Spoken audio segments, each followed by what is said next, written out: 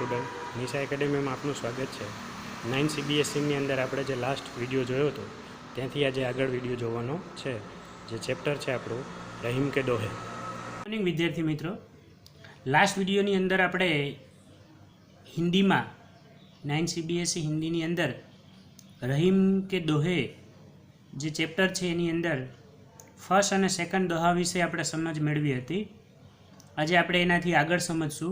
Third દોહો છે, એકે સધે સબ સાધે સબ જાય, રહીમન મૂલહી સિંચિયો फूले फले अध्याय। यानी अंदर साधे मतलब लेने पर, जाए यानी नष्ट हो जाते, सिंचीबो यानी सींच से, सींचने से यानी આપણે જેમ એક ટ્રીની અંદર પ્લાન્ટની અંદર પાણી નાખીએ તે રીતે। अधाय यानी तुप्त, જે प्यासा इंसान होता है ना वो। આની અંદર શું કહે છે કે એક પરમાત્મા को पा लेने से, एक सधे सब सधे यानी एक भगवान को पा लेने से अन्य सब सांसारिक उपलब्धियां हमें स्वयं प्राप्त हो जाती है। सब साधे सब जाए, बराबर। रहीमन मूल ही सिंचियो, परंतु यदि परमात्मा की भक्ति न की और अन्य सांसारिक वस्तुओं की प्राप्ति के लिए, तो वे सब उपलब्धियां परमात्मा के अभाव पे कुछ काम नहीं आती। यानी कि अगर हमें दुनिया में कुछ भी पाना है तो एक परमात्मा को पा लेना है। उसको पा लेने से सब सधे, सब प्राप्त हो जाता है। लेकिन जब तक हम परमात्मा को नहीं प्राप्त करते तो हम कुछ प्राप्त कर सकते नहीं है। हाँ? फले फूले अधाय, यानी कि इसलिए रहीम जी कहते हैं कि मनुष्य तुम जड़ हो, जड़ को सींचो।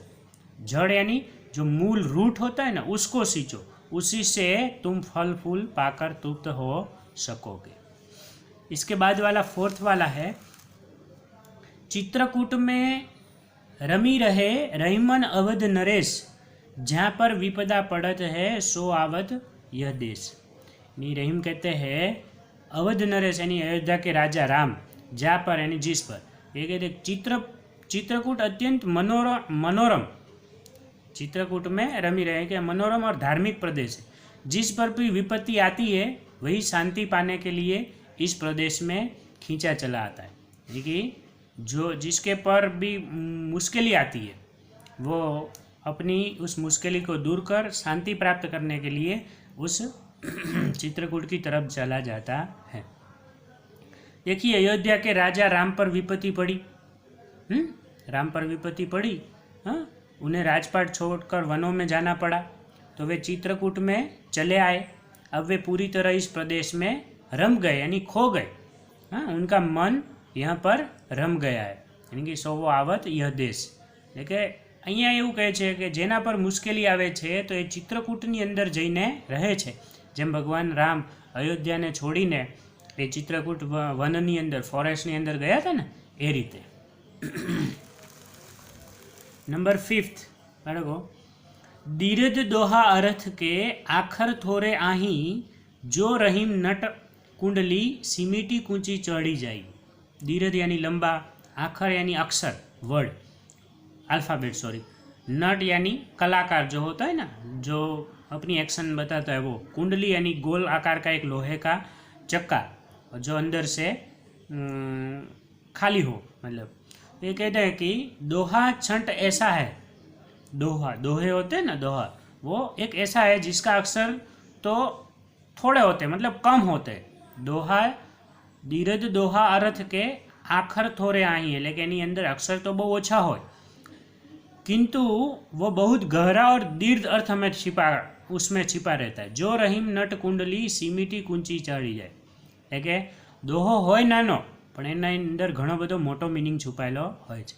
जिस प्रकार कहीं कुशल बाजीगर जो होता है वो अपने शरीर को सिकोड़ करेला, जो આપણે પેલા કેમ अलग अलग બધા सर्कसनी अंदर બધા काम करे ना, પોતાનું બોડીને એટલું બધું વાળી મૂકે, એવી રીતે કરી મૂકે ને પછી એ લોકો કોઈ નાની નાની નળીમાંથી કોઈ એવી રીતે નીકળતા હોય છે। એ શરીર को सिकोड़ कर तंग मुंह वाली कुंडली के बीच में से कुशलतापूर्वक निकल जाना। उसी प्रकार दोहेकार होने का सीमित से शब्दों में बहुत बड़ी और गहरी बात कहा जाता है। अपना क्लासनी अंदर पण थॉट लखेला हो, एक ज लाइननो थॉट होय छे, पण ए केटલું બધું આપણને સમજાવી જતો હોય છે, એની વાત કરી છે। Thank you. આપણે લાસ્ટ 5th નંબરનો દોહો જોયો. આ નંબર 6. ધની રહીમ જલ પંક કો લઘુ જીય પિયત લગાય અદધી બડઈ કોન હૈ જગત પિયા સો જાય. એટલે કે અહીંયા રહીમજી કહે છે ધની એટલે ધન્ય, पंक यानी कीचड़, लघु जीव એટલે छोटे जीव, अधा यानी तुप्त होकर, उदधी यानी समुद्र, पियासो यानी प्यासा. तो रहीम कहते हैं कि मेरी दृष्टि में कीचड़ का जल भी धन्य है. हाँ, हम क्या कहते हैं, धनी रहीम जल पंक को लघु पिय जियत पियत अधाय.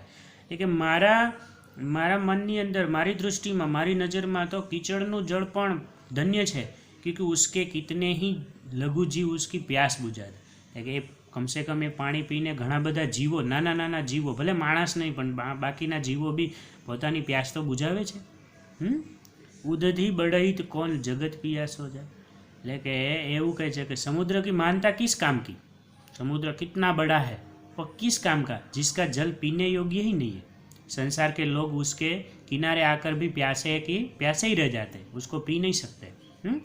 मतलब आशा ये है कि आप महान व्यक्ति वही है जो किसी के काम आए. अगर आप किसी के काम नहीं आते तो आप कितने भी बड़े हो, वो आप कोई महान हो नहीं सकते. नंबर 7 એની અંદર કહે છે નાદ રીજી તન દેત મૃગ નર ધન હેત સમેત તે રહીમ પશુ સે અધિક રીજેહુ कुछ न देत. नाद यानी संगीत, धुन, રીજી यानी प्रसन्न होकर, हेत यानी कल्याण, तन यानी बॉडी, शरीर. तो ये कहे छे कि नाद રીજી તન દેત मृग, એટલે કે संगीत की मोहनी की तान पर अगर संगीत बज रहा है, उसकी धुन बज रही है, तो उस पर झूमते हुए जो हिरण, मृग यानी हिरण, अपने नर धन हेत समय, यानी कि अपने प्राण तक दे न्योछावर कर देता है, वो अपने प्राण भी दे देता है. इसी प्रकार अगर किसी के कला पर मुग्ध होकर मनुष्य उस प्रेम सहित धन की अर्पित कर देता है, परंतु वे मनुष्य तो पशु से भी अधिक है. रिजेहु कुछ न देत, अधिक जड़ है जो किसी को रीझ कर भी उसे कुछ नहीं देते. उसके पर किसी के पर प्रसन्न होते, कोई अपनी कला, एक्शन, एक्टिंग बताता है तो उस पर प्रसन्न होते, पर उसे देते नहीं कुछ. ऐसे इंसान तो पशु से भी बदतर है. Thank you.